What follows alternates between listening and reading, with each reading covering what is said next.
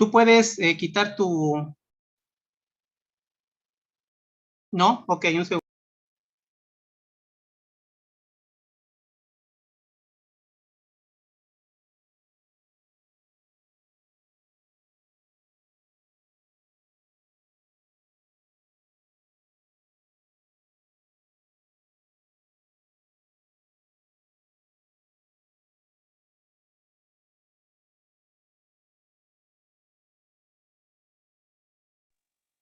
Listo, ¿ahí me escuchan? Sí, doctora, muchas Ah, gracias, perdón. perfecto. No te preocupes. Pues muchísimas gracias por la invitación. Para mí es un gusto estar el día de hoy con ustedes hablando en esta sesión de un problema que, si bien aparentemente se acaba de solucionar, es un tema bastante recurrente a lo largo de la República Mexicana y bueno, pues es importante que hablemos qué opciones anestésicas tenemos en nuestros pacientes felinos, que son la especie que más comúnmente va a estar siendo utilizada con ketamina. Entonces, muchísimas gracias. Espero que la charla del día de hoy les resulte productiva. Cualquier duda o pregunta, sin ningún problema al final de la charla, ahí mismo vendrán mis datos para cualquier contacto directo, ¿vale? Entonces, pues vamos a empezar a hablar de la vida sin ketamina desde hace por lo menos un año. Ahora, ¿de dónde viene esta crisis? ¿Qué es lo que origina todo este problema? Bueno, pues aproximadamente en 2018, antes del coronavirus, en India y en la parte de Sudáfrica, se detectó un problema severo con respecto a la falta de ketamina. Esto es principalmente a que no se estaba produciendo la materia prima, además de que existía un problema severo con respecto a la utilización. Se estaba utilizando de manera exacerbada, principalmente en pacientes, por ejemplo, que presentaban quemaduras, que es uno de los problemas bastante graves en África y en India. Pacientes con alto grado de adicción, pues requerían de este tipo de fármacos y entonces empezó a escasear. Ese es el primer dato que tenemos nosotros en este momento de que existe una crisis de ketamina y esto es más o menos para el año 2018.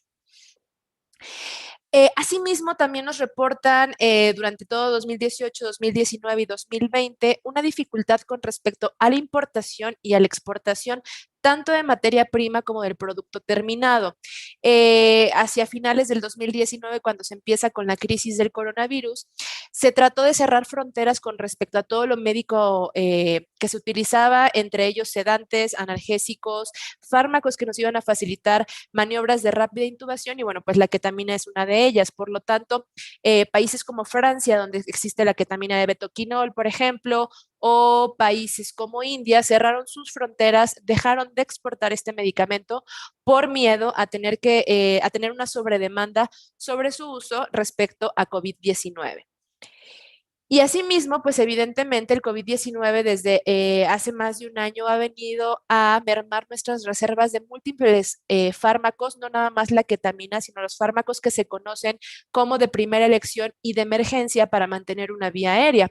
Y es tanto así que, por ejemplo, para noviembre del año pasado, el IMSS, que es el Instituto Mexicano del Seguro Social, admite una falta de sedantes de cuadro básico, entre ellos Propofol, Midazolam, que seguramente más de uno de ustedes ha tenido dificultad para adquirir estos medicamentos y por ende, al tener falta de estos medicamentos, se echó mano de algunos otros medicamentos que no son tanto como cuadro básico, como es la ketamina, para poder mantener una vía aérea permeable en los pacientes que requieren ventilación a presión positiva con COVID-19. Igualmente, para diciembre del año pasado, muchísimos médicos mencionaban que no podían mantener suficientemente sedados a los pacientes ante la falta de estos medicamentos. Entonces, el origen de esta crisis es bastante amplio, pero tenemos tiempos bastante bien identificados. Aproximadamente de 2018 hacia la fecha, hemos tenido una disminución importante en el acceso a este medicamento, aunado a que tal vez el principal productor de este fármaco para uso veterinario era PISA, y lamentablemente PISA desde el 2018-2017 dejó de producir este medicamento y otros tantos con lo que nosotros sabemos que hemos tenido problemas, por ejemplo, citostáticos oncológicos. Ahora, ¿por qué nos asusta la vida sin ketamina a todos los veterinarios? Aproximadamente después de la salida de la ketamina al mercado, hablamos de 1954, 1960, se empezó a utilizar como un excelente fármaco, o así lo referían por lo menos distintos artículos, donde este medicamento generaba una restricción química suficiente para generar anestesia, y lo digo entre comillas porque más que nada se refieren a inmovilidad. Aproximadamente en 1979, este artículo menciona el uso clínico de ketamina y gilacina para la anestesia en gatos. Y específicamente este artículo hace hincapié en la experiencia de los médicos que realizaron este artículo. No hace referencia a ningún otro artículo, a ningún método científico específico con respecto al uso de la ketamina. Y menciona que más o menos esta experiencia se basa en 4 años de ejercicio profesional, donde tuvieron la necesidad de anestesiar a cerca de 7,000 gatos, que es un número bastante importante. En estos gatos utilizaron dosis entre 20 y 25 miligramos de ketamina junto con 0,5 miligramos por kilogramo de gilacina por la vía intramuscular. Aquí ya se nos empiezan a prender focos rojos porque en la actualidad es impensable utilizar dosis tan grandes de ketamina en un paciente felino o por lo menos en un felino doméstico. Y pensar en utilizar estos medicamentos, un medicamento anestésico por la vía intramuscular, pues también nos empieza a causar ruido porque sabemos que no es una vía adecuada para llevar a cabo un procedimiento anestésico. ¿Por qué? Porque no vamos a poder predecir su efecto, no vamos a poder titular las dosis que estemos manejando. Entonces, de entrada aquí ya hay dos cositas que nos empiezan a llamar la atención. Y durante este artículo mencionan que generalmente lo utilizaron para cirugías desde rutina, es decir, una OSH, una orquiectomía, hasta piómetras compensadas y descompensadas, cuerpos extraños, intususcepciones, tumores abdominales, urolitiasis, es decir, una amplia gama de pacientes o de perfiles de pacientes que van desde pacientes críticos hasta pacientes clínicamente sanos. Y reportan que de estos 7,000 gatos únicamente tuvieron, perdón, 3 muertes, lo cual pues nos llama mucho la atención. Si tú pones a hacer una cuenta, pues si 7,000 es el 100%, ¿cuántos serán 3 muertes? Es un porcentaje sumamente bajo, perdón. Y esto fue lo que le dio las características a la ketamina, de decir que se trataba de un narcótico muy seguro y agradable. Y esto lo pongo entre comillas también, porque no sabemos a qué se define como agradable. Al final, ustedes han visto muchas veces pacientes que despiertan tras una anestesia con ketamina y para nada es agradable su despertar. Tenemos estos pacientes disociados que tienen alteración en la percepción visual, en la percepción auditiva, y por ende sabemos actualmente que no es agradable, pero en ese momento se consideraba que era agradable la forma de despertar. Y además, y algo bien importante y particular de este artículo, menciona que los efectos secundarios generalmente se iban a minimizar si se dejaba al paciente recuperarse en un lugar oscuro y tranquilo, y que la recuperación podría variar entre las primeras 2 a las primeras 4 horas, es decir, un procedimiento de emersión de la anestesia bastante prolongado. Entonces, de aquí es que vienen muchos de los mitos de la ketamina, de este artículo. Me puse a buscar muchísima información. La gran mayoría de los artículos con respecto al uso de ketamina, gilacina en conjunción, nos hablan de características muy similares. Es un fármaco súper versátil que se puede utilizar desde un corte de uñas hasta una pericardiectomía, y que las muertes realmente son pocas. Sin embargo, tienen que considerar ustedes que el juzgar su resultado anestésico por el número total de muertes es una manera bastante pobre de valorar su anestesia. Entonces, de ahí empezamos a partir de que tenemos que tomar cierto tipo de precauciones para poder llevar a cabo un procedimiento anestésico.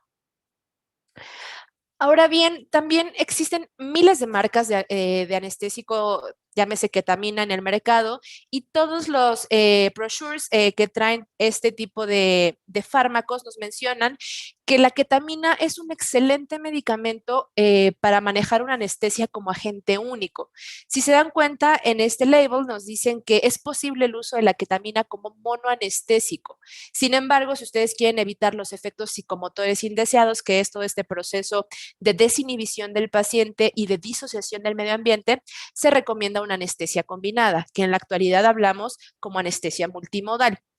Ahora, te recomiendan dosis de administración. La gran mayoría de las veces te recomiendan la vía subcutánea, A veces te dicen, bueno, puedes utilizarlo por vía intravenosa, pero la recomendación es la inyección intramuscular. Entonces, otra vez se nos prenden focos rojos porque sabemos que la ketamina es un fármaco que arde demasiado. No sé si han visto a sus pacientes cuando lo administran que les duele muchísimo.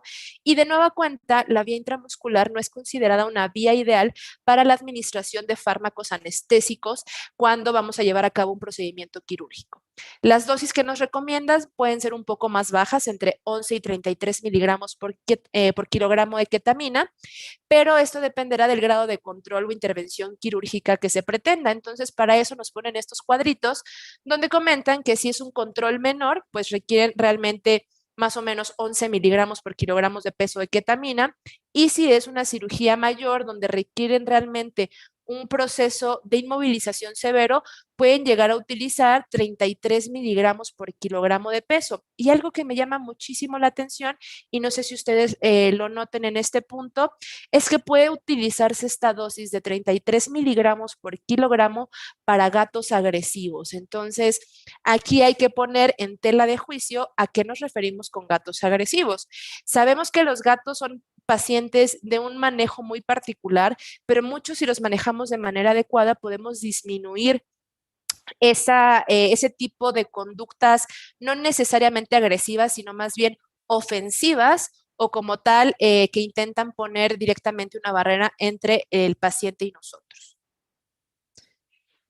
De nueva cuenta, otro label de cierto tipo de ketamina que hay en el mercado les dice que en función de la evaluación beneficio-riesgo realizado por el veterinario, el medicamento puede utilizarse como agente único con fines de inmovilización y en procedimientos quirúrgicos menores que no requieren relajación muscular en gatos domésticos. Y aquí viene también otra definición muy importante. Inmovilización. No es lo mismo anestesia que inmovilización. Y también tienen que considerar que cuando hablamos de una anestesia general balanceada, la relajación muscular es uno de los pilares que se utiliza dentro de esta anestesia general balanceada. Entonces, no es lo mismo tener a un gato en estas condiciones que se encuentra por completo cataléptico e inmóvil, pero consciente de su medio ambiente, que tener a un paciente con todos los pilares de la anestesia general moderna que nos va a permitir trabajar de una manera adecuada. Entonces, esto es lo que generalmente nosotros vamos a ver con la ketamina. Y es una de las cosas que más nos asusta, perdón, que si no tenemos ketamina, ¿cómo vamos a controlar a un gato? Pero eso es porque no conocemos las opciones y no conocemos cuál es la finalidad principal de la anestesia. Y el principal miedo de por qué nos asusta vivir sin ketamina es porque no sabemos qué vamos a utilizar en un gato agresivo.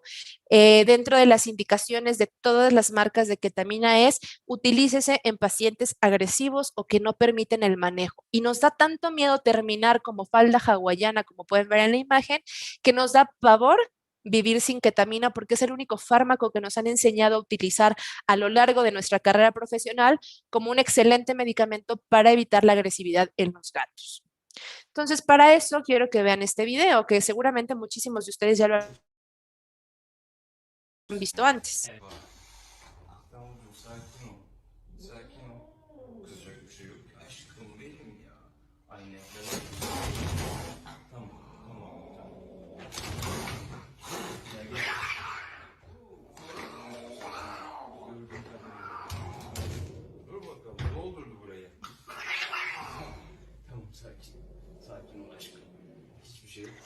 Muchos podemos creer que este manejo es el manejo ideal para un paciente felino. Sin embargo, tienen que considerar ustedes, de hecho quiero activar aquí el video. Ah, sí, creo que ya está. De hecho, tienen que ver ustedes que este manejo es para nada amigable. El gato está tratando de defenderse de la ofensiva que le está generando el veterinario. Y un gato con estos niveles de estrés va a ser muchísimo más complicado poder anestesiar porque va a requerir mayores cantidades de dosis de fármacos anestésicos, lo que va a implicar una mayor depresión cardiovascular y depresión neurológica, pudiendo poner en peligro la vida del paciente en el transanestésico y en el postanestésico. Entonces, esto es lo que más nos preocupa de la vida sin ketamina, que vamos a tener a un gato que probablemente se monte en partera y se vuelva loco y no nos permita manejarlo. Ahora, ¿por qué desde mi perspectiva no nos debería de preocupar para nada la ausencia de ketamina? Bueno, pues tienen que pensar que, como les decía yo antes, existe un término que se llama anestesia general balanceada o anestesia multimodal.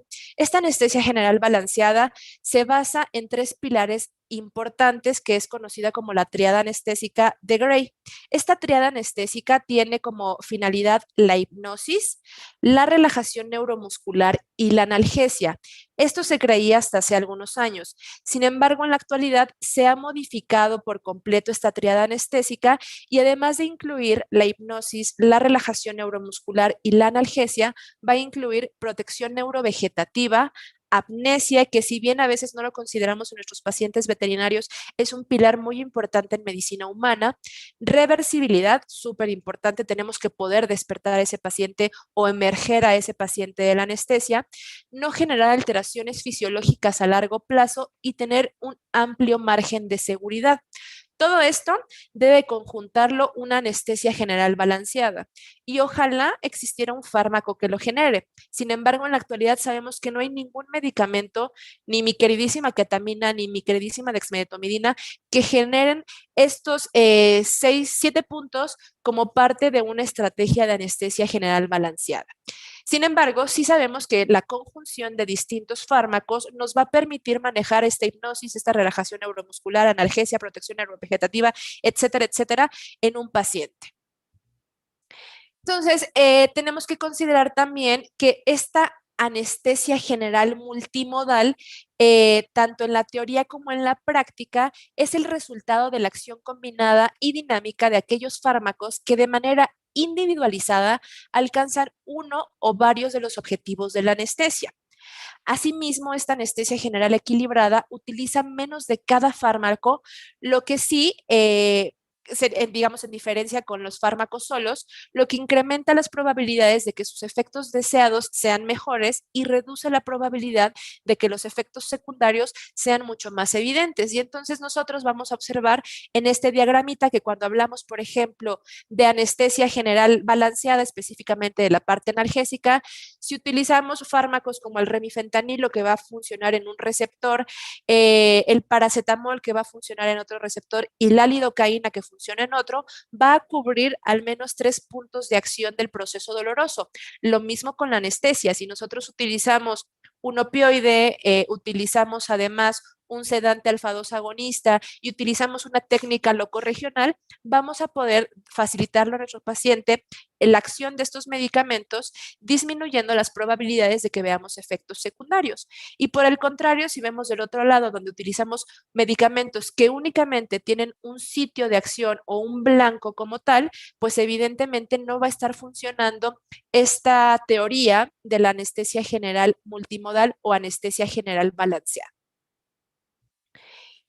Y entonces, vamos ahora sí a lo que nos interesa el día de hoy. ¿Qué es lo que vamos a hacer frente a la escasez de este medicamento? Y algo bien importante y que creo que es la base y el pilar de cualquier tipo de medicina que hagamos nosotros es que creamos firmemente que es mejor prevenir que lamentar. Y aquí no me refiero a que prevengamos la compra de ketamina y que compremos un lote completo de 1 tonelada, sino me refiero a los manejos que se requieren para prevenir las necesidades de cierto fármaco en un paciente. Entonces, aquí, y algo bien importante, esta es una charla cat friendly, es una charla que va dirigida a mejorar el manejo que tenemos en los pacientes felinos para no asustarnos ante la ausencia de fármacos como ketamina. Y entonces, lo más importante en el caso de los gatitos es que todo comienza en casa. Todo lo que nosotros busquemos hacer en nuestro hospital, en nuestra clínica, en nuestro consultorio, tiene que empezar en casa. Y para eso tenemos corrientes como esta corriente de Cat Friendly Homes. Básicamente se refiere a manejar a nuestro paciente desde casa con el tutor responsable o con el propietario responsable de una manera amigable, lo que va a hacer que se disminuya el estrés y que no tengamos tanto miedo nosotros como veterinarios de terminar como falda hawaiana. Entonces, teniendo esto en consideración, les quiero poner este cuadrito que está adaptado de la guía del Journal de Medicina Felina y Cirugía para realizar anestesia, donde nos dice, en primer lugar, cuando nosotros tenemos miedo de atender a un gato porque no sabemos cómo va a reaccionar, pues se basa en que tenemos que identificar a los gatos temerosos antes de la visita. Y esto es bien importante. Muchas veces recibimos gatos por primera vez en la clínica o en el hospital que van a ser anestesiados. Nunca los vimos antes y no sabemos cómo son. Mi recomendación aquí es que siempre que vayan a anestesiar a un gato, exista una consulta de valoración anestésica que sea dada como tal por el anestesiólogo y que ahí podamos identificar los probables puntos más importantes para evitar tener sorpresas el día del procedimiento quirúrgico. Bien importante que si se desconoce el estado de salud, utilicemos técnicas de manipulación amigables con los felinos, evitar la restricción química desde la primera ocasión. ¿Y a qué nos referimos con técnicas de manipulación amigables? Bueno, ya saben, manejar al gatito con una toallita, colocar música, colocar feromonas, etcétera, etcétera. Sin embargo, existe algunas opciones de medicación para ayudarnos a disminuir el estrés y permitirnos manejar bien al gato. Y entonces aquí entra, por ejemplo, fármacos como la gabapentina, que es una excelente opción para pacientes nerviosos, pacientes que son ofensivos.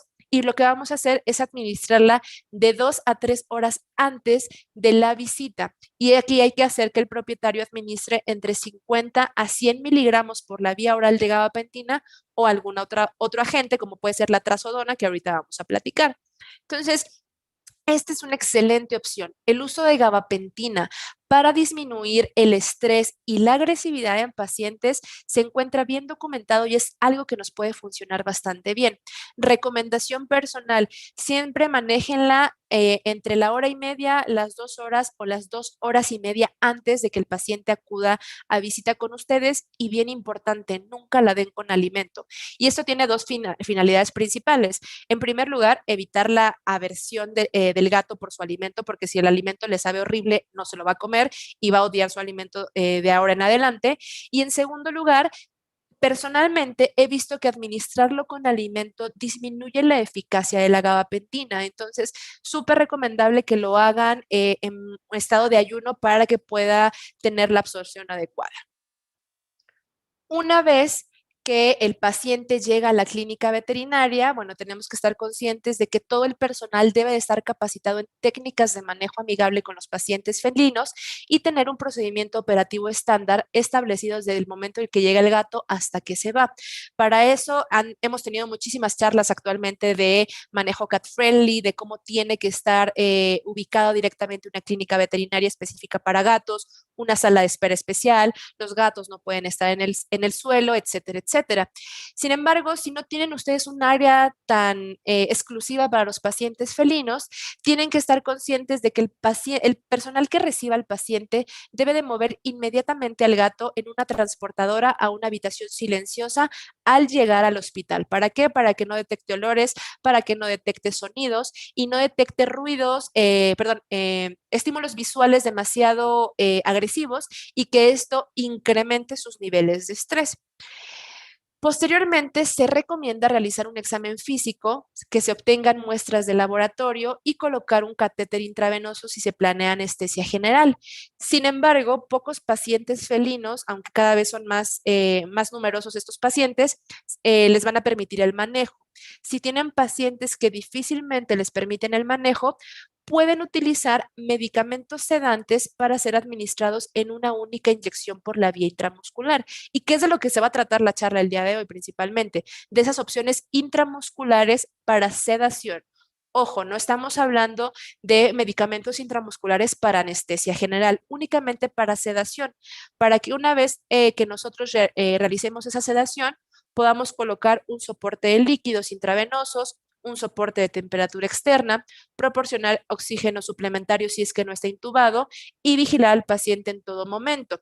Tienen que considerar que una vez que administran el medicamento por la vía intramuscular, tienen que llevar a cabo una inducción intravenosa para anestesia general breve, básicamente si no se logra una sedación adecuada y estar preparados en cualquier momento para intubar. Eso es bien importante. Recuerden que los gatos son altamente sensibles de sus cartílagos aritenoides y que si no están preparados para intubar, pueden llevar inclusive a la muerte del paciente. Entonces, teniendo esto en consideración, este cuadrito general, vamos a irnos por partes. En primer lugar, tenemos que conocer cuáles son los efectos fisiológicos de la visita del estrés del paciente felino a la clínica. Este artículo es bastante enriquecedor, donde nos habla que generalmente cuando un gatito está en casa, tiene rangos de básicamente presión arterial, temperatura rectal, frecuencia cardíaca y frecuencia respiratoria significativamente más bajos en comparación en un ambiente hospitalario. Y esto de nuevo que nos refuerza que probablemente es mejor empezar todo en casa con la administración de un medicamento que no requiere tanta destreza para mantenerlo monitorizado, que llegue un paciente con todas las frecuencias alteradas y que no nos permita por el estrés hacer un manejo un poco más amigable. Para eso, por ejemplo, tenemos el uso de gabapentina por la vía oral. Este uso de gabapentina por vía oral nos refiere específicamente en pacientes como tal ferales, por así llamarlos, en pacientes que fueron capturados para llevar a cabo OSH y orquiectomías. Y en estos pacientes lo que se hizo es que se administró gabapentina, como tal aquí hablan directamente de un jarabe, a dosis de entre 50 100 miligramos y placebo. Y se dieron cuenta que con dosis entre 50 y 100 miligramos por la vía oral, que son aproximadamente entre 9.2 y hasta 47.6 miligramos por kilogramo por el gato, vieron definitivamente que las escalas de estrés disminuyeron de manera significativa y que los pacientes permitieron un manejo mucho más amigable sin necesidad de estresar al manejador y mucho menos de estresar al paciente felino. Entonces, importante aquí pues pensar que entre 50 y 100 miligramos de gabapentina nos pueden funcionar bastante bien. Ahora, bien importante, tenemos que considerar las opciones de gabapentina que tenemos en el mercado. Las de humanas son de 400 miligramos y la verdad es que son bastante grandes y son cápsulas. Sin embargo, existen laboratorios como puede ser, no es comercial ni mucho menos, pero Alpha-Chem. A mí me gustan mucho sus tabletas porque vienen para fraccionarse fácilmente y entonces nosotros tenemos tabletas de gabapentina de 400 miligramos donde puedes fraccionar un cuarto de tableta, que es una tabletita de 0.5 por 0.5 y administrarla al propietario en casa 2 horas antes de llegar con nosotros y eso nos permite manejar hasta el más inmanejable paciente. Este otro artículo nos habla exactamente de lo mismo que el artículo anterior, este es de 2017, y nos dice que dosis de entre 50 a 100 miligramos por gato disminuye de manera significativa el estrés y también que el propietario reporta muchísimo menos estrés durante la transportación del paciente hacia la veterinaria. Entonces, si el paciente de gatos, que de por sí son pacientes un poco complicados, reportan que el gato está mucho mejor con gabapentina que sin ella, creo que es una excelente opción para estar utilizando nosotros en el día a día. Y particularmente nosotros la hemos utilizado en los hospitales, en nuestros hospitales, y nos ha ido perfecto. Ahora bien, si no tenemos acceso a esta gabapentina, ¿qué otras opciones tenemos? Bueno, pues pensar en casa del uso de este fármaco que es la trazodona. Me puse a investigar aquí en la Ciudad de México, hay trazodona, seguramente en sus estados hay trazodona, cuesta como 200 pesos y se ha visto que la administración de trazodona puede disminuir significativamente la ansiedad y el estrés durante la transportación y examinación en la clínica veterinaria. Entonces, el utilizar trazodona es una excelente opción también. Hasta donde tengo conocimiento, no existe trazodona de uso veterinario, pero la trazodona que venden de uso humano es suficiente como para poder administrarla en un paciente. Se refiere más o menos aquí que la dosis de trazodona que se tiene que administrar por gato es de 50 miligramos por gato. La que venden en la farmacia San Pablo es una cápsula, bueno, son cápsulas de 50 miligramos, entonces no tienen que fraccionarla ni mucho menos y son cápsulas súper chiquititas. Entonces, también puede llegar a ser una excelente opción para evitar que el gato nos termine comiendo durante el manejo preanestésico. En Europa y me parece que América del Norte existe la posibilidad de administrar, por ejemplo, algunos otros medicamentos como puede ser la dexmedetomidina por esta vía. Existen un par de artículos que nos hablan acerca de los efectos de sedación y efectos sedativos, perdón, de la administración de alfa-2 agonistas y junto con ketamina en pacientes. Sin embargo, existe esta presentación específicamente en España y en Europa, que es Sileo, es dexmedetomidina, que está autorizada para su uso en pacientes caninos, pero que también se ha visto su uso en pacientes felinos con excelentes resultados. Entonces, esperemos que no tarde mucho en llegar a México, pero va bastante bien en pacientes felinos para realizar el manejo. Entonces, hasta aquí tenemos tres opciones para manejo previo a llegar a la clínica y previo a que nos coma el gato. Me refiero a la gabapentina, a la trazodona y a la dexmedetomidina por vía oral. Ahora, también existen algunas otras opciones que aún se encuentran bajo vigilancia y bajo estudio, pero es la administración de fármacos, como puede ser la dexmedetomidina, la gilacina, por vía intranasal. Esta vía intranasal va a permitir una absorción directa a través ya sea del nervio trigémino como tal o del olfatorio para que sea absorbida por una ruta directa hacia la parte cerebral y que pase directamente a circulación central sin necesidad de pasar directamente al hígado. Entonces, la opción de utilizar fármacos como puede ser la dexmedetomidina por vía intranasal parece ser bastante esperanzadora, ya que nos va a facilitar muchísimas cosas. Ahora, yo sé que me van a preguntar, bueno, ¿y cómo carajo le voy a dar a un gatito por la vía intranasal este tipo de medicamentos? Existen técnicas, o sea, existen sondas largas, los gatitos son muy curiosos, a lo mejor cuando ustedes tengan cargada en la jeringa la dosis establecida, pueden colocarle como una sonda con las que luego sondeamos a los gatitos, una sonda uretral. El gatito se va a acercar cuando acerquen este medicamento a su jaula y cuando estén cerca, pues bueno, administrar de manera rápida y directa sobre la vía nasal específicamente este medicamento, ¿no? Entonces, bien importante, hay que seguir investigando y hay que seguir esperando información, pero la vía intranasal puede ser una excelente vía para la administración de alfa-2 agonistas. Otra cosa, e insisto, como les decía, esta charla es muy cat friendly. Otra cosa que pueden utilizar también ya cuando el paciente llega a sus consultas es música, es musicoterapia. Este artículo está súper padre, salió hace, me parece, como 6 meses, donde nos habla de los efectos de la música en el comportamiento y en el estrés fisiológico en los pacientes felinos.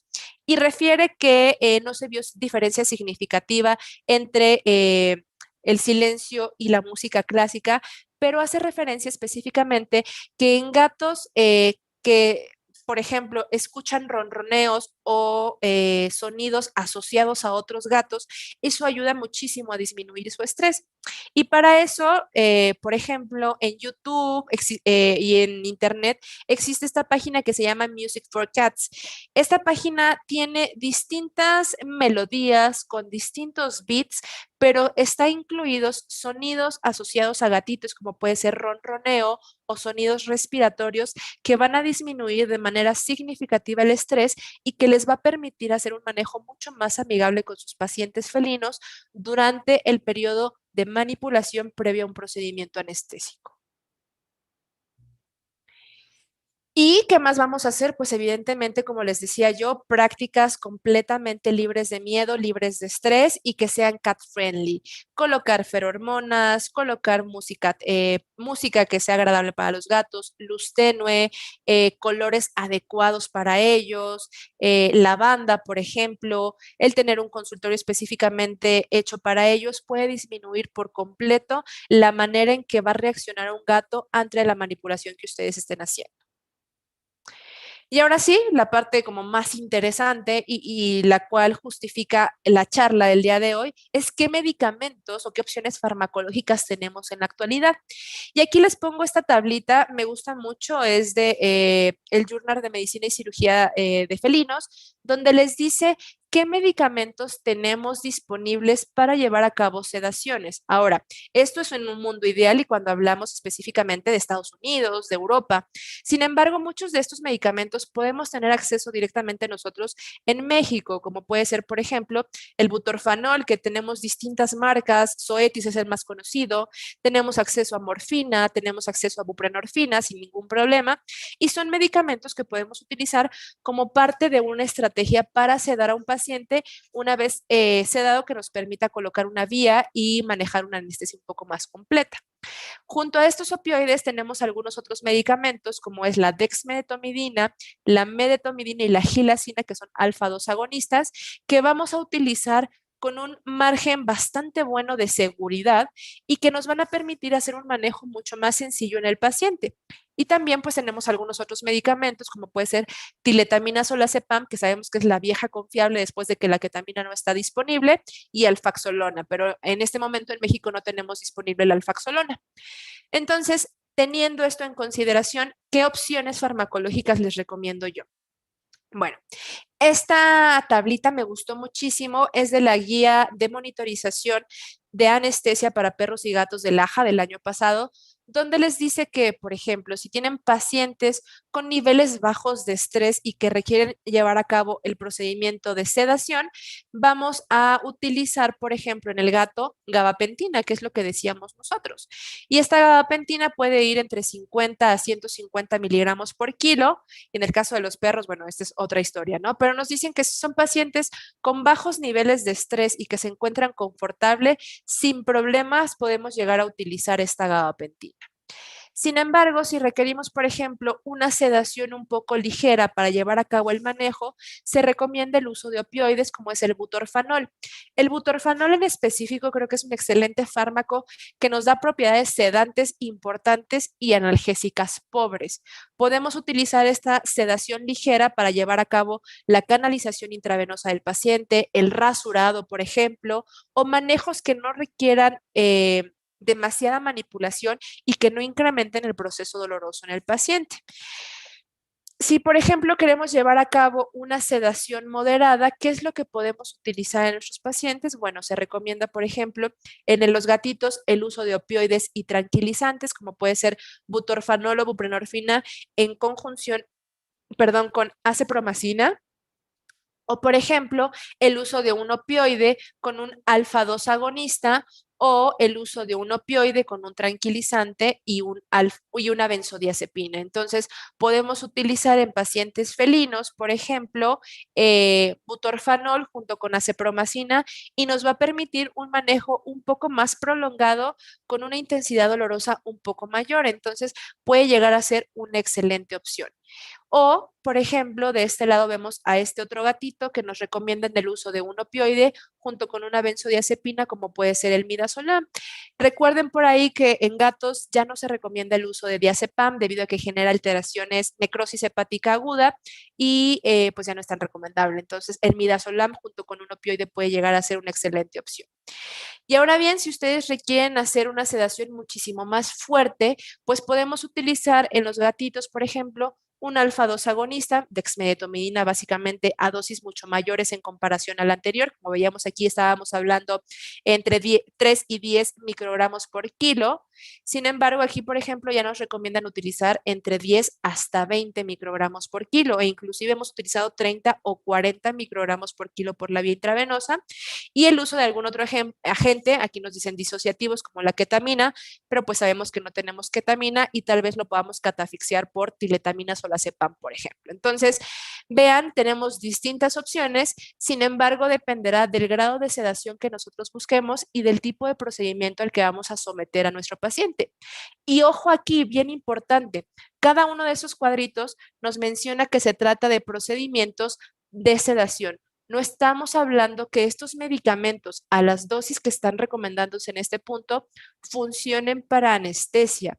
Tienen que recordar que al final las estrategias de anestesia general balanceada requieren no nada más una hipnosis, sino requieren algunos otros pasos que estos medicamentos por sí solos y a estas dosis no les van a estar dando.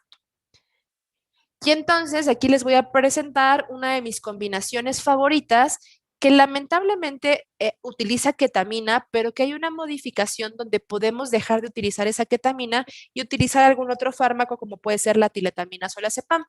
Y esta combinación, ojo, digo combinación, no es un cóctel, no estamos tomando margarita ni mucho menos. Esta combinación se llama Kitty Magic.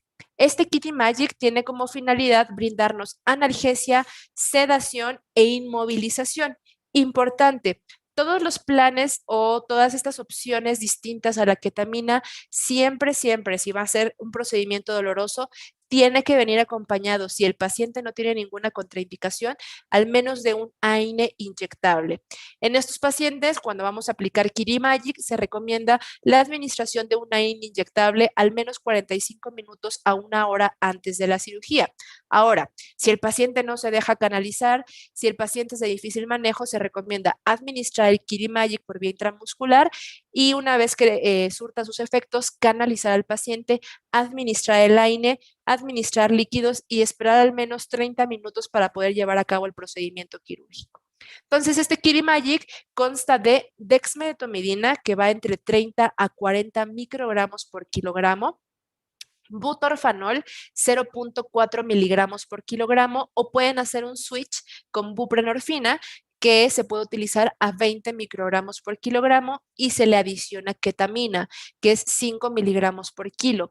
Todo esto se puede cargar en una sola jeringa, y más si es que vamos a llevar a cabo una inyección intramuscular para no estar picando 3 veces al paciente, y esto nos permite tener una sedación bastante profunda y bastante buena. Si ustedes no lo han utilizado, dense la oportunidad. Va bastante bien en estos pacientes, solo que a veces tienen que considerar que la dexmedetomidina, al igual que la gilacina, va a provocar vómito en el 50% de los pacientes. Entonces solo tienen que estar conscientes de que tiene que estar bien ayunado ese paciente. Las ventajas de este Kirimagic es que nos va a permitir disminuir la dosis de fármacos de inducción hasta en un 50%. Me refiero, por ejemplo, a utilizar propofol. Van a requerir, en lugar de 2.2 miligramos por kilo, 1.1 miligramos por kilo, o inclusive no requieren dosis de inducción dependiendo de la dosis de dexmedetomidina que ustedes utilizan. También tienen que considerar que este Kirimagic requiere continuar con un opioide de mantenimiento de 12 a 24 horas después de que el paciente sale de procedimiento quirúrgico. Ojo ahí, sale la analgesia, es súper importante. Y evidentemente, dependiendo del procedimiento quirúrgico, deben de continuar con una INE hasta 2 semanas, dependiendo de la cirugía. Si fue a lo mejor un retiro de masa muy pequeño, pues probablemente 5 días es más que suficiente, pero si fue una cirugía ortopédica, probablemente 2 semanas requiere este paciente para evitar tener sensibilización central y sensibilización periférica. Ahora viene la otra opción en ausencia de ketamina, que esta también es bastante buena, que se le conoce como Kirimagic modificado o TTDEX. TTDEX viene de las siglas en inglés de los medicamentos que se utilizaban, que es Tolbunyesic, que es el butorfanol, telazol, que es tiletamina solazepam, y dex de dexmedetomidina. Igual que con el Kirimagic, se recomienda un AINE inyectable al menos 45 minutos a una hora antes del procedimiento quirúrgico. Dexmedetomidina, la misma dosis, entre 30 y 40 microgramos por kilogramo de peso. Butorfanol, aquí disminuimos significativamente su dosis, 0.1 miligramos por kilogramo, o buprenorfina, misma dosis que Kirimagic, 20 microgramos por kilogramo. Y aquí es donde cambia, que vamos a incluir tiletamina solazepam.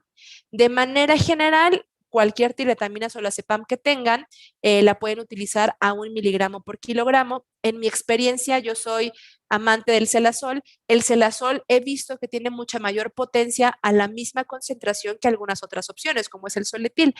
Cuando ustedes administran 0.5 miligramos por kilogramo de tiletamina solazepam como tal de Celazol, van a ver efectos muy similares a que se administraran Soletil a 1 miligramo por kilo. Entonces, es una excelente opción. Ojo aquí, y bien importante, generalmente esta combinación de dexmebutorfanol o bupre con tiletamina solazepam puede llegar a generar apnea en su paciente. Entonces, tienen que estar preparados para realizar un sondaje endotraqueal o para colocar un dispositivo supraglótico. Entonces, solo considérenlo, porque sí puede llegar a causar apnea que requiera que intubemos a ese paciente, pero esta combinación es excelente para procedimientos de sedación o procedimientos quirúrgicos menores que requieren la inmovilidad del paciente. Alguna literatura habla de que este TTDEX se puede utilizar con tiletamina solazepam como digamos, plan de mantenimiento, siempre y cuando utilicen entre 2 a 4 miligramos por kilogramo de tiletamina solazepam. En el caso de Celazol sería la mitad.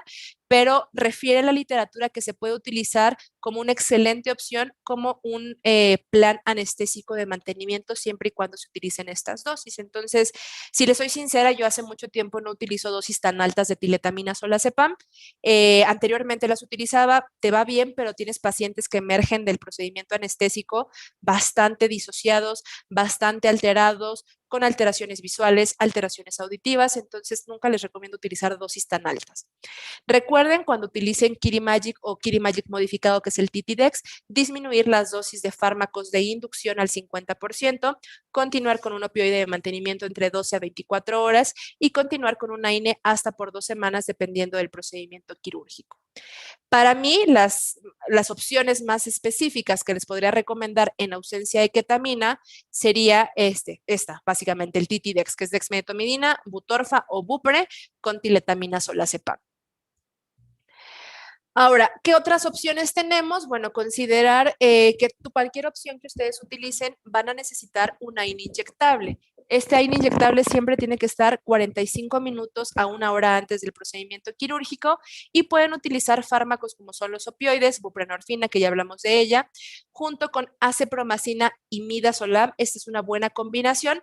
Sin embargo, tienen que considerar que la acepromacina puede llegar a causarles a sus pacientes vasodilatación severa, hipotermia y que a veces pues no es tan recomendable dependiendo del perfil del paciente, pero si tienen un paciente clínicamente sano que no tiene alteraciones en pruebas de laboratorio, que no es cardiópata, podrían utilizar Bupre con acepro y midazolam y va perfecto como manejo de sedación o tranquilización ligera, ¿vale? Algunas otras literaturas les recomienda, por ejemplo, el uso de propofol entre 2 a 6 miligramos por kilo y alfaxolona entre 3 a 5 miligramos por kilo. Ojo por ahí, recuerden que el propofol a bolos intermitentes y consecutivos puede llegar a generar alteraciones sanguíneas en los gatos. Hasta el momento yo no he visto ninguna, pero tampoco es que administre propofol cada 5 minutos en un procedimiento de 1 hora. Generalmente lo utilizamos más bien como un inductor, pero pues puede ser una buena opción para manejar la sedación en lo que establecen una vía permeable, tanto endotraqueal como intravenosa. Y también pues recordarles que un gato feliz va a ser un gato sin dolor y este gato sin dolor nos va a permitir un manejo adecuado y este manejo adecuado necesita sí o sí analgesia para disminuir los requerimientos de anestésico.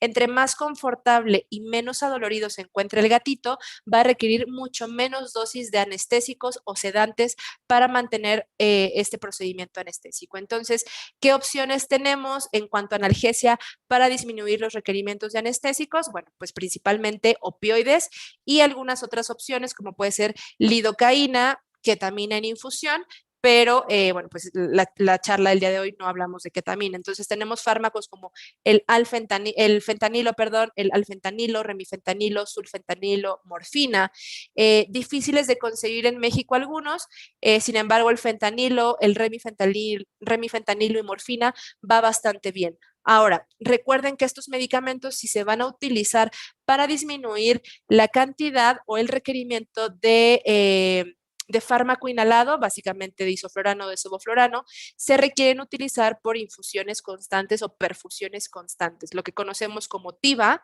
que es anestesia total intravenosa, o PIVA, anestesia parcial intravenosa. Entonces, van bastante bien. El fentanilo es un fármaco que nos ayuda muchísimo. El remifentanilo, lamentablemente, no he tenido mucha oportunidad de probarlo, pero sé por muy buenos compañeros que se utiliza con bastante buen rango de seguridad y que va súper bien en este tipo de pacientes. Ahora, recuerden también que cuando utilizan infusiones constantes, siempre tienen que venir acompañadas previamente por un bolo de carga o un bolo de impregnación. Salvo el remifentanilo que no lo requiere, el resto de los medicamentos requieren un bolo de carga o un bolo de impregnación para poder alcanzar los niveles plasmáticos necesarios para que ejerza el efecto su medicamento.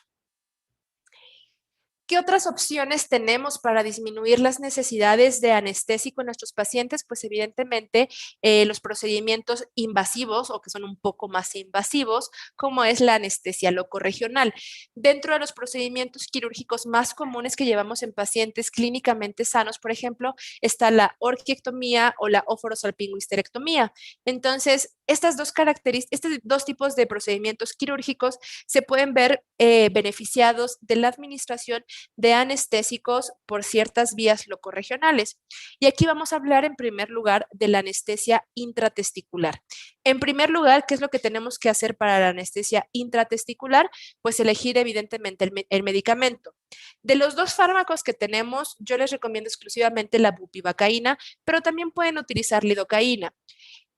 Así como digo en mi perfil de Facebook, en este perfil no satanizamos a ningún medicamento.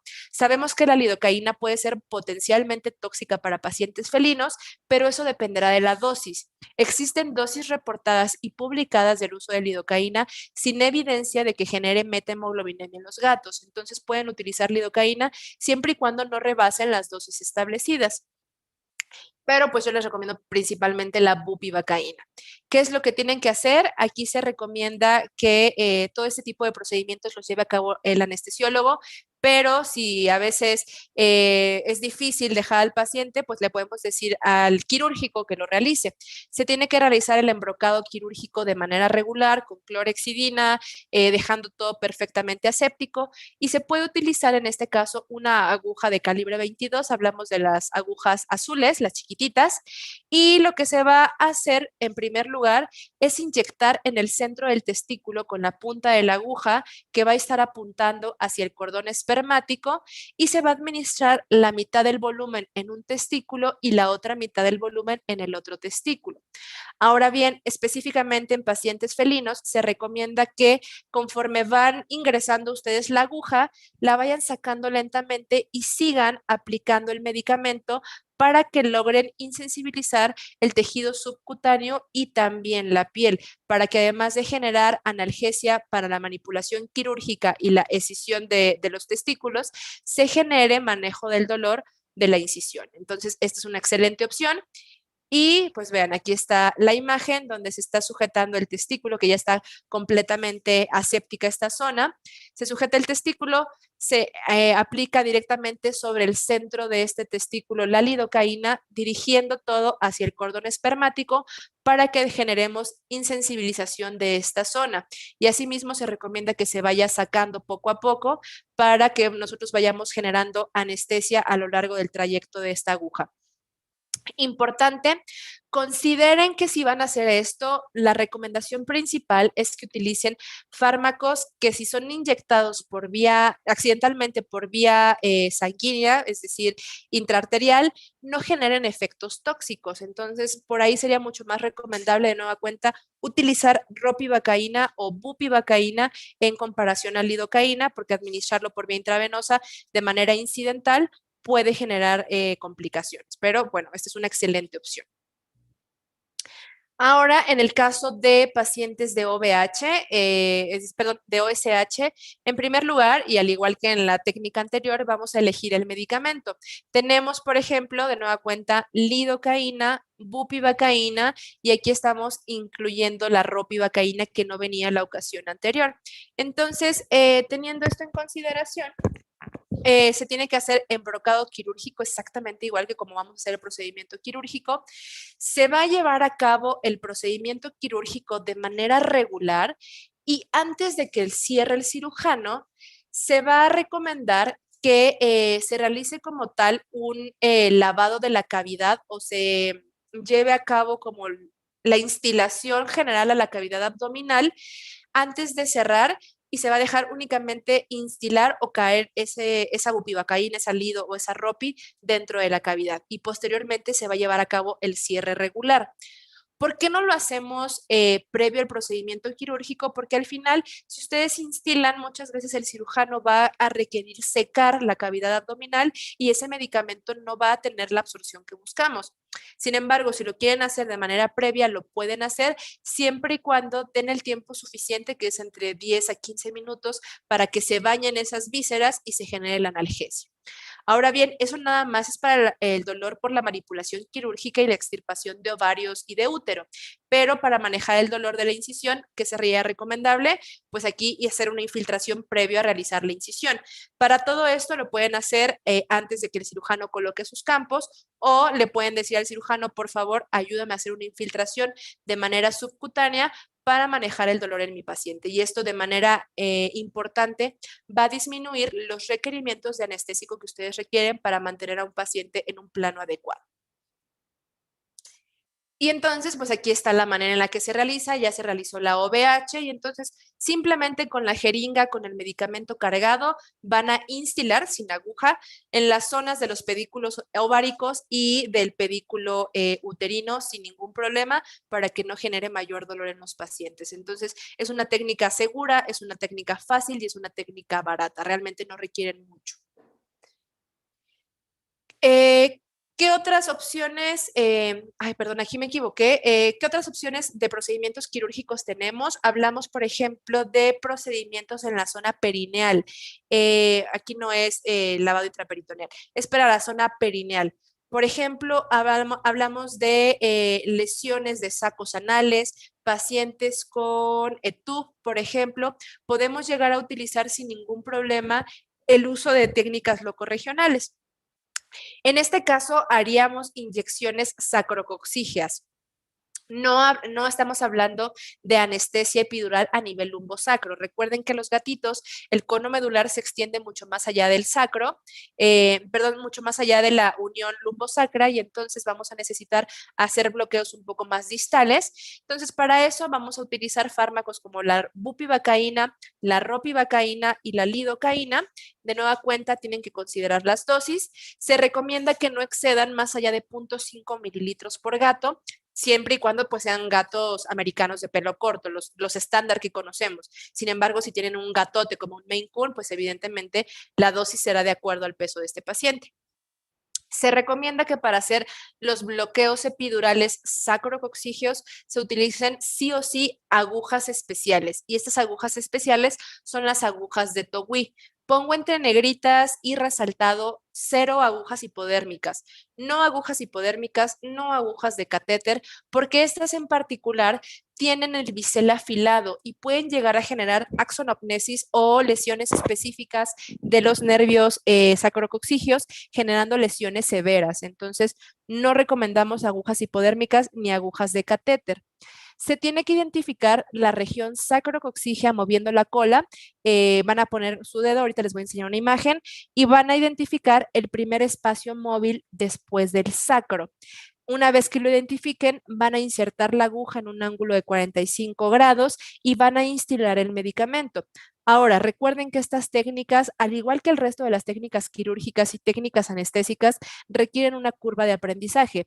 No se desanimen si a la primera vez no les sale, pero eso sí, no intenten más de una vez con cada gato, porque pueden generar lesiones importantes en el tejido muscular, en el tejido cutáneo y subcutáneo, además de lesiones directamente sobre el cono medular. Entonces, si en un gatito no pudieron, inténtenlo en otro gato distinto, pero recuerden que hay una curva de aprendizaje, lo cual les va a permitir tener una confiabilidad mayor cada vez que realicen un nuevo procedimiento.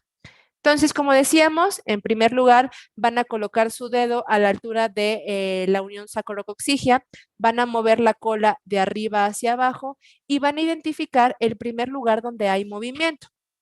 Una vez que identifican este lugar donde hay movimiento, van a colocar directamente su aguja de Togui, que aquí lamentablemente, bueno, es una foto de una aguja hipodérmica, pero van a colocar su aguja Togui y entonces van a instilar el medicamento, lo que les va a permitir directamente tener anestesia local en toda la parte caudal del paciente, principalmente cuando hablamos de enfermedades obstructivas del tracto urinario bajo, lesiones anales, fístulas perineales, por ejemplo, lesiones en cola por mordeduras. Esta es una excelente opción para los pacientes felinos.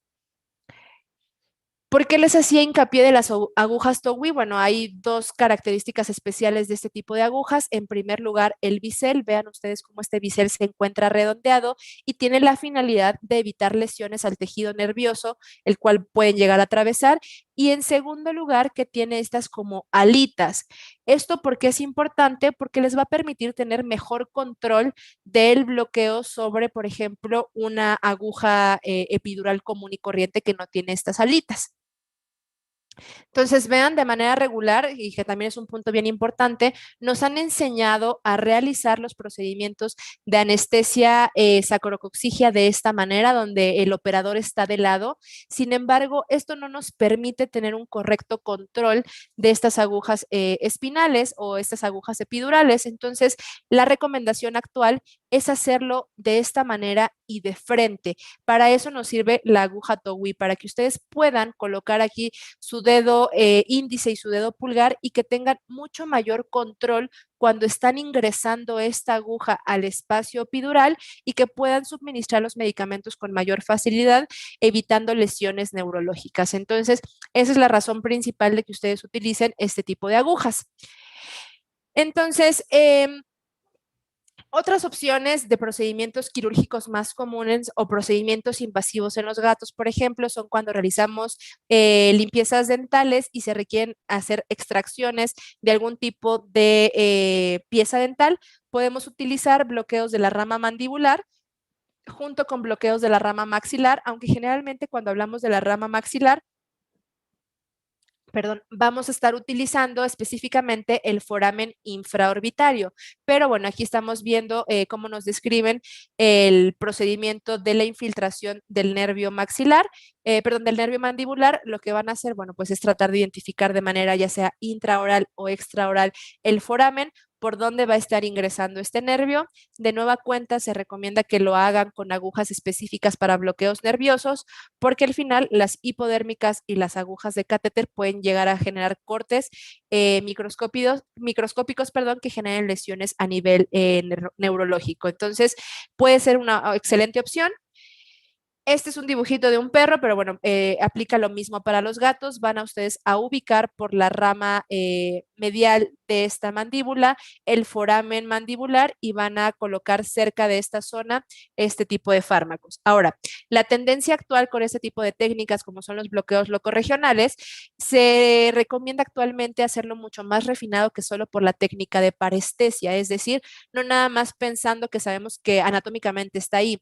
Se recomiendan hacer bloqueos con neuroestimulador o neurolocalizador, que es un aparatito que va a emitir cierto tipo de corriente y va a darnos una respuesta motora para llevar a cabo el correcto bloqueo de la zona, o inclusive hacerlo con neurolocalizador junto con ultrasonido. Entonces, son tendencias muy benéficas que van a beneficiar tanto al paciente como a nuestra clínica diaria para obtener mejores resultados. ¿Qué otras opciones tenemos además de las alternativas farmacológicas? Pues evidentemente también las alternativas no farmacológicas, que ya lo comentamos desde un principio. Para eso tienen que considerar que cuando hablamos de dolor, cuando hablamos de estrés, existen factores emocionales y sociales, además de sensoriales y cognitivos, que le van a dar una experiencia completamente distinta al proceso doloroso. Y para eso existen muchísimas guías de manejo cat-friendly, de manejo de tipo nursing dentro de nuestros hospitales, y eso va a permitir que la experiencia del gato sea cada vez mejor y que ustedes como clínicos vayan refinando todas sus técnicas y le vayan perdiendo el miedo al paciente para permitir un manejo mucho más amigable.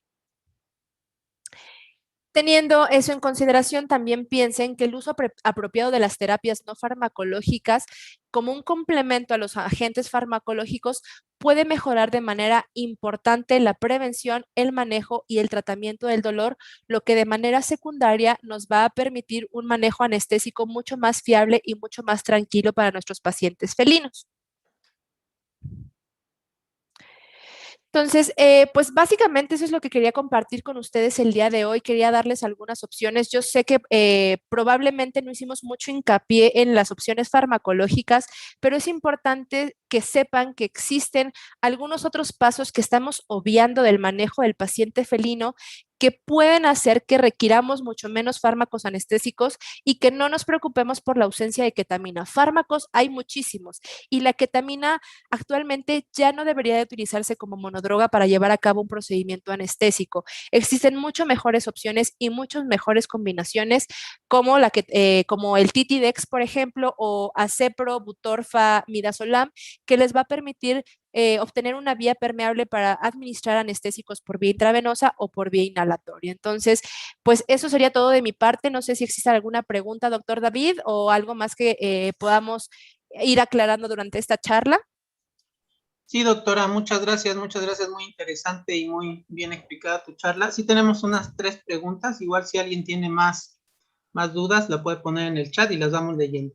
Aquí hay una que me dice, gracias por la ponencia, el Kitty Magic, en esas combinaciones, ¿cuánto es el tiempo de sedación?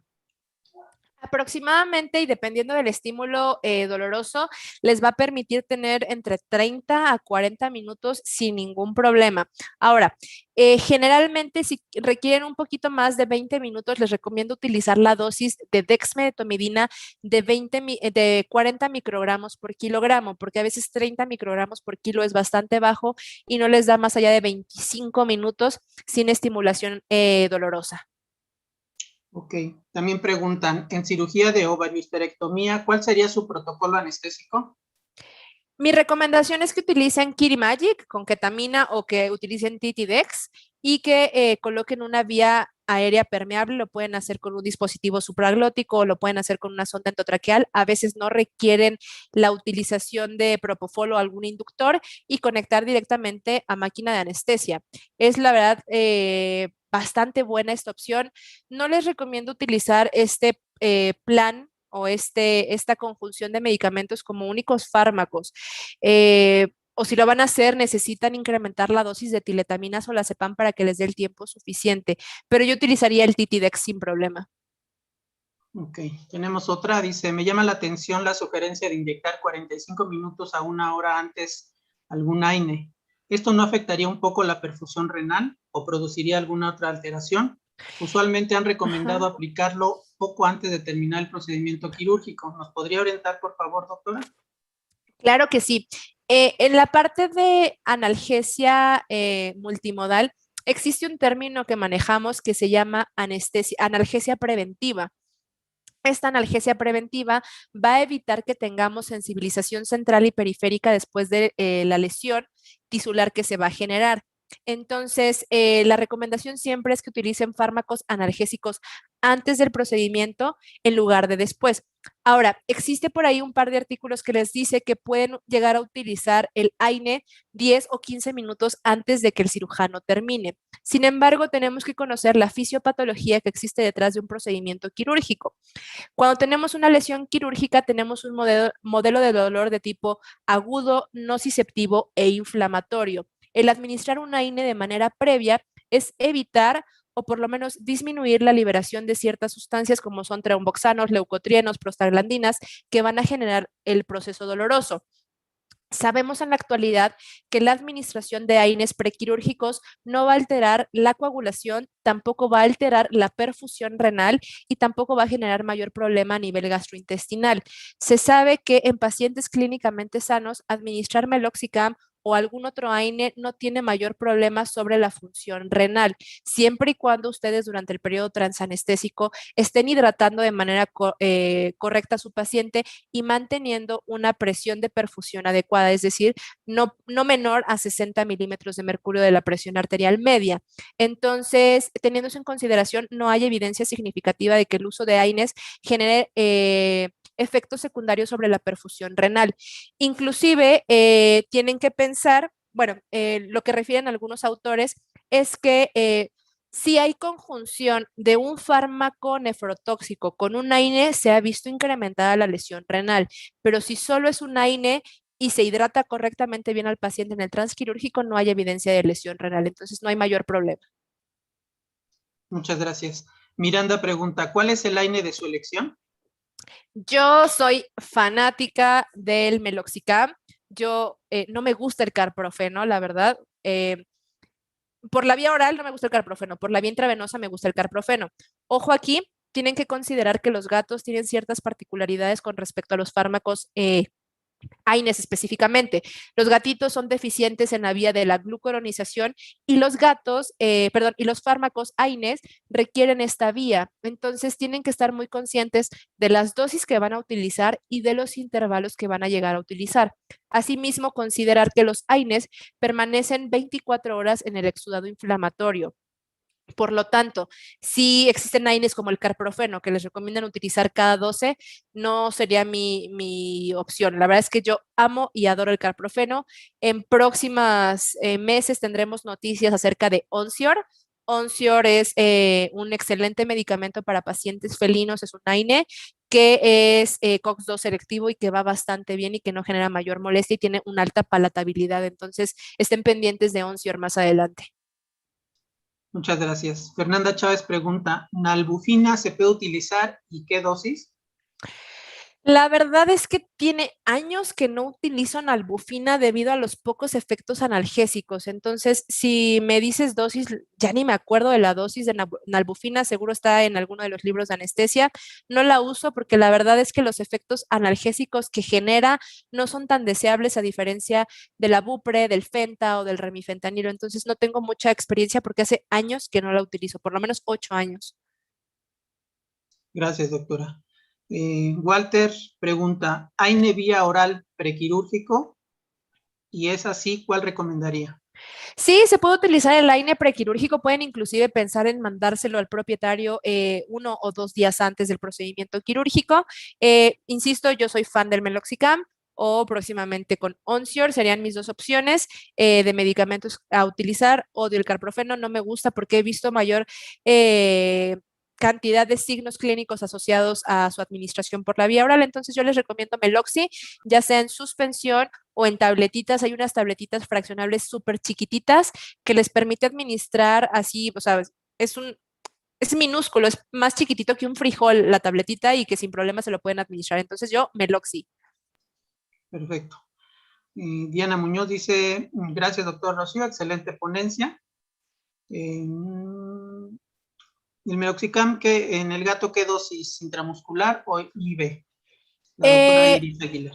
Ok, gracias. Hay dos opciones, la verdad, bueno, tres opciones. La vía intravenosa, intramuscular y subcutánea son excelentes opciones. Ahora, la literatura te recomienda que si son, por ejemplo, gatitos de difícil manejo, que son difíciles de medicar, puedas pensar en administrar una única dosis de 0.3 miligramos por kilogramo por vía subcutánea y eso te va a permitir tener un espectro analgésico de hasta 72 horas, es decir, 3 días. Entonces hablamos que en programas de TNR o esterilizaciones gratuitas se recomendaría utilizar por la vía subcutánea. La vía intramuscular, la verdad es que no me gusta. Prefiero la vía intravenosa en los gatitos. Entonces, dosis varían entre 0.2 miligramos por kilo a 0.1 miligramos por kilo dosis de inducción y posteriormente mantenimiento entre 0.1 miligramos por kilo a 0.05 miligramos por kilo. Dependiendo de las necesidades, será la duración del tratamiento. Hay pacientes felinos que tienen enfermedades articulares degenerativas que podemos manejar el AINE por meses sin ningún problema. Walter pregunta, ¿tramadol para analgesia?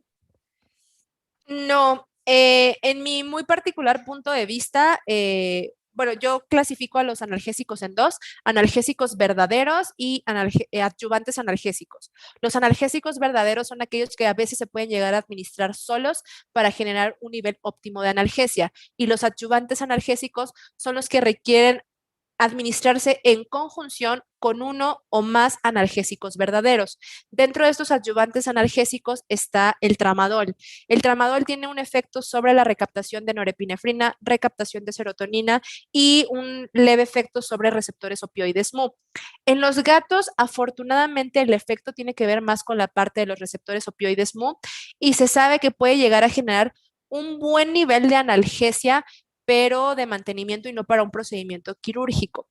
Sin embargo, tienen que considerar que el tramadol sabe horroroso y que además puede llegar a generar salivación en sus pacientes y que el grado de analgesia no es óptimo. Entonces, la verdad es que para un procedimiento quirúrgico pensando en dolor de tipo nociceptivo, agudo, inflamatorio, no sería una opción para mí el tramadol. De mantenimiento, tal vez para enfermedad articular degenerativa sí, o si no tengo otra cosa que administrar, pues bueno, puedo utilizar el tramadol, pero no es mi primera elección. Gracias, doctora. Vamos a leer unas preguntas que están en YouTube. Ok. Adrián Ortega nos dice que si no hay problema de que el anestésico local instilado en la cavidad peritoneal llegue al diafragma y provoque un bloqueo en el músculo, provocando imposibilidad de distensión y por lo cual dificultad respiratoria del paciente. No, en realidad tienen que considerar que la inervación específica del diafragma viene de vías específicamente medulares, entonces no hay opción de que esto genere una disminución de la movilidad del diafragma, únicamente a las dosis que se están manejando genera la insensibilización o un bloqueo sensitivo más no un bloqueo motor. Gracias, doctora. La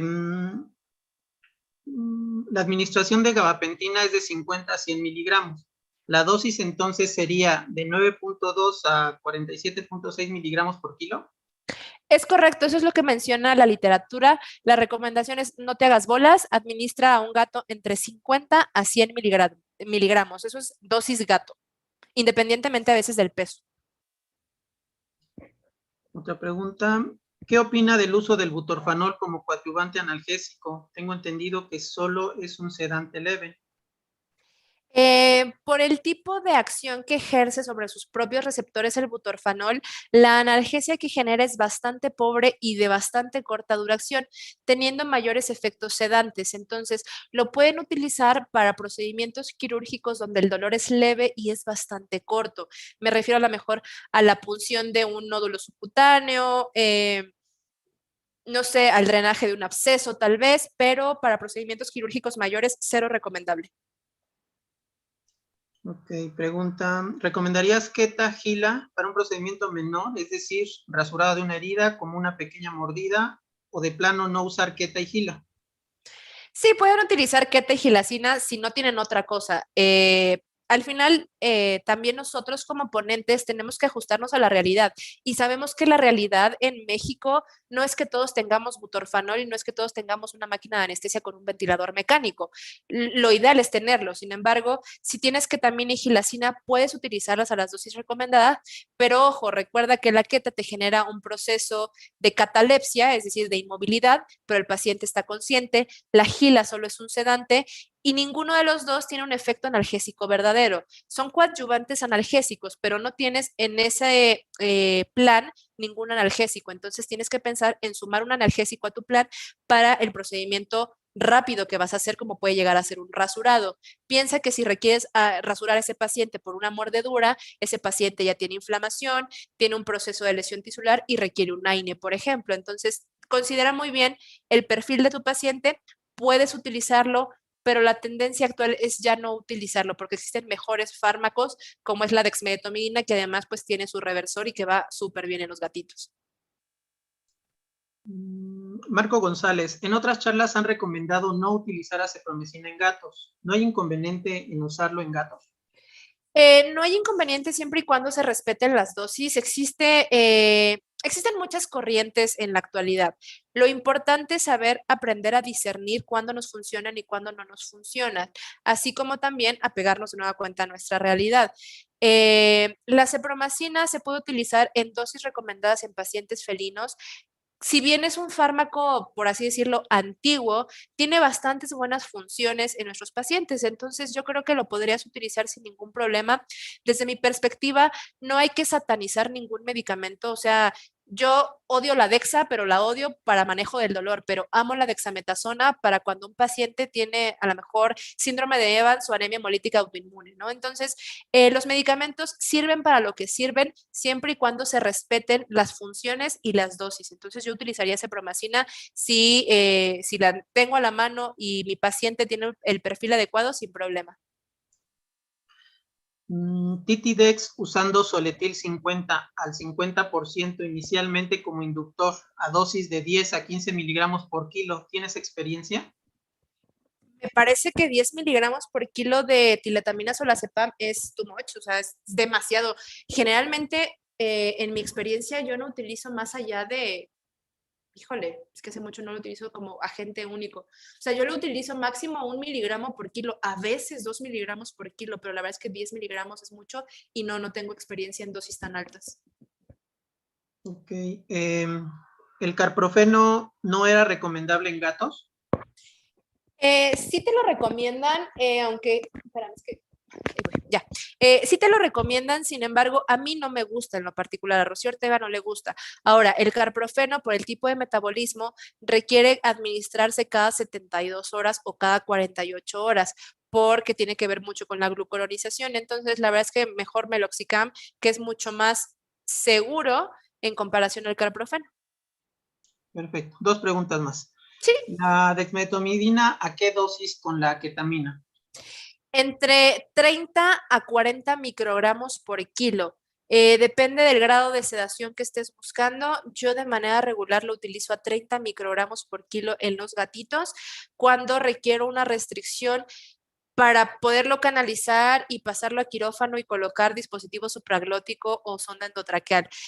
Cuando requiero un manejo un poquito más fuerte, que son gatos realmente de difícil manejo o gatitos ferales, bueno, yo utilizo 40 microgramos por kilo, pero generalmente 40 microgramos me los puede deprimir bastante. Si lo vas a utilizar por vía intravenosa, te recomiendo disminuir la dosis a la mitad, entre 15 a 20 microgramos por kilo, para no generar apnea, porque generalmente cuando lo mezclas con la ketamina y con la buprenorfina o el butorfanol, causa apnea. Y ya para terminar, ¿recomendaría usar el ketoprofeno, perdón, en analgesia?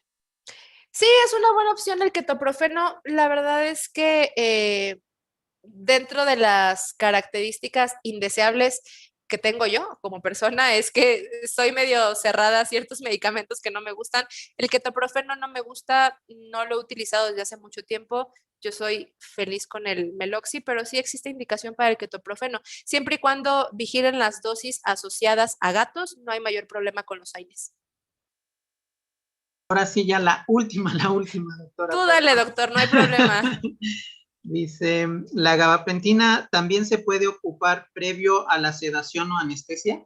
Sí, sin problema. La verdad es que les ayuda también a disminuir la cantidad de fármacos anestésicos que requieren. No así analgésicos, pero sí anestésicos. Entonces, gatitos muy nerviosos, pidan al propietario que le dé la GABA en casa. Recuerden en ayuno para ver mejor sus efectos y sin problema lo pueden utilizar como parte del plan. Perfecto. ¿Y qué opinas del propofol? Una última pregunta. Buena opción siempre y cuando manejen las dosis adecuadas. Casi siempre yo estoy por los 2 a 3 miligramos por kilo, jamás excedo esas dosis en gatitos porque la verdad es que no lo creo necesario. Si ustedes tienen un buen plan anestésico y analgésico con medicación preanestésica, no más allá de 2 miligramos, pueden llegar a diluirlo. Existe por ahí un paper que les habla de la dilución 50-50, es decir, 50% de la dosis y 50% de solución, y se ha visto que surte el mismo efecto que una dosis regular. Lo importante es considerar que el propofol tiene un tiempo de acción. Muchas veces administramos el propofol por vía intravenosa, todavía no llega a la unión catéter-vena y queremos ya intubar al paciente y realizar el procedimiento. Recuerden que requerimos un tiempo específico para que eso llegue a concentraciones ideales para ejercer su efecto, pero sí, va bastante bien. No recomendado en gatitos, por ejemplo, hacer una infusión constante de propofol por los efectos asociados a la methemoglobinemia, pero como bolo para inducción, perfecto. Perfecto, doctora. Pues parece que ya son todas. Te agradecemos mucho esta excelente charla que nos has dado por toda la disposición para las dudas que le surgieron a los colegas. Y bueno, pues sabes que aquí en Pachuca y en el Convepe tienes tu casa también. Y le agradecemos a Gracias. todos su participación en este evento. A nuestros colegiados, pues les invitamos para que se lleguen con nosotros para poder pagar su anualidad y poder seguir trayendo charlas tan excelentes como la de la doctora. Agradecemos su presencia. Que tengan muy buenas noches todos. Muchas gracias, doctor. Buenas noches. Gracias, buenas noches.